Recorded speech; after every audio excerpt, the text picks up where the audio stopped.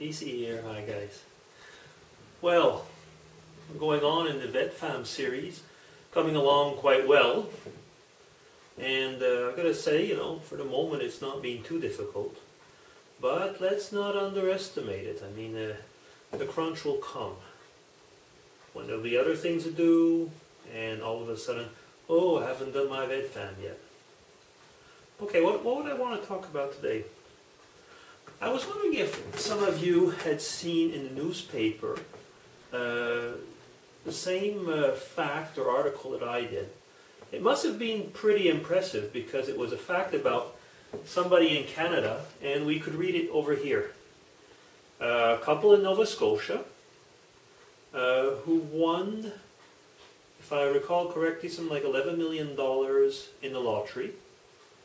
They kept $200,000 for themselves and gave the rest away, either to, I guess, family or different organizations or charities or so on.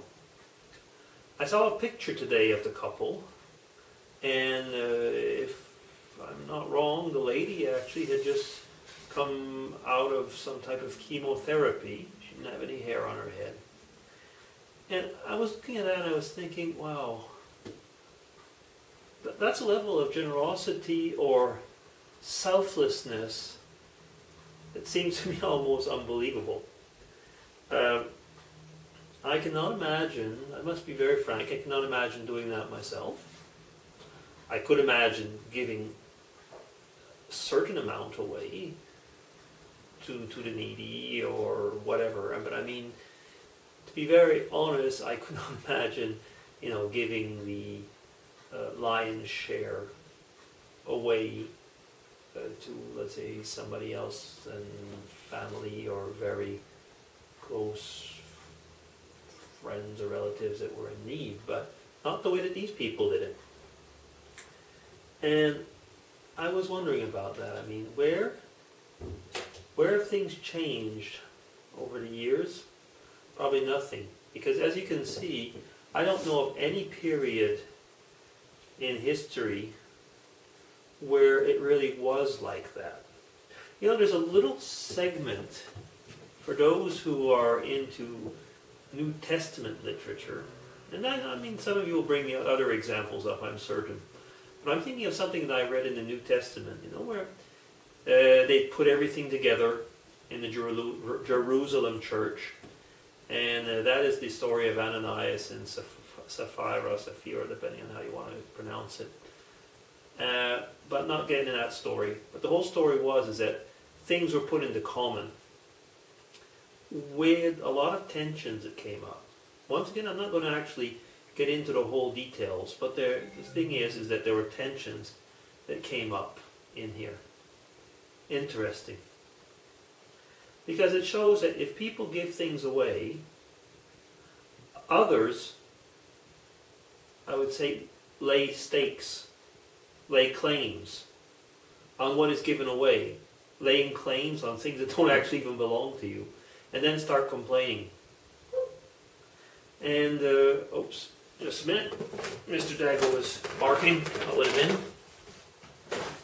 Okay, come on in.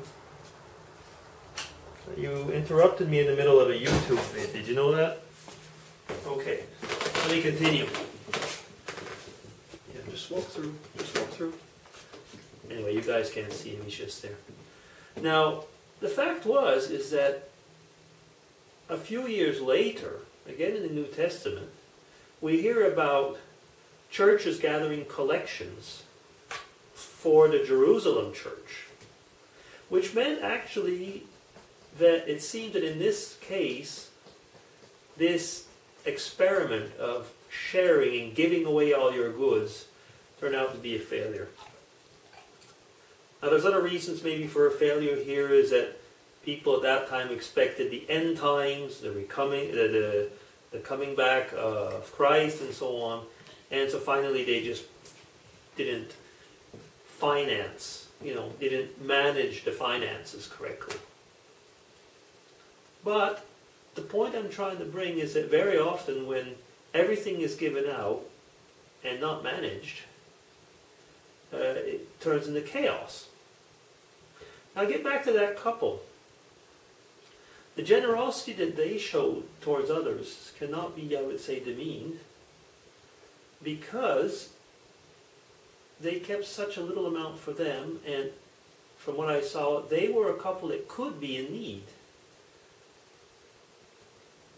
I don't know, I mean, but when I think about this, I can just say one thing: I'm amazed. I'm amazed. And I have yet to meet somebody quite so generous. I've met very generous. I've met very generous people. But that point of selflessness has amazed me. Now, the question maybe that I'd like to bring to you is that, have you ever been in a situation where you had to, I would say, look at yourself, within yourself, and say, how much do I really need in my life? And how much can I go without? You know, with all these tags we've been having, you know, the death and dying, life and living, this one here is a little bit like, if my essential needs are met, how much more do I want to add on to that pile? You know, it's a little bit that. How much more do I want to add on to that pile and then consider it's enough? I mean, I do realize, like, I wouldn't need 11 or 20 million. I wouldn't need that. But how much more would I want to add on? You know, it's that little bit, I would say, of what are my basic needs? And how much luxury, how much comfort do I want? It gets one thinking. You know, as our years go on, as our generations go on, we're adding more and more to that comfort or useless level.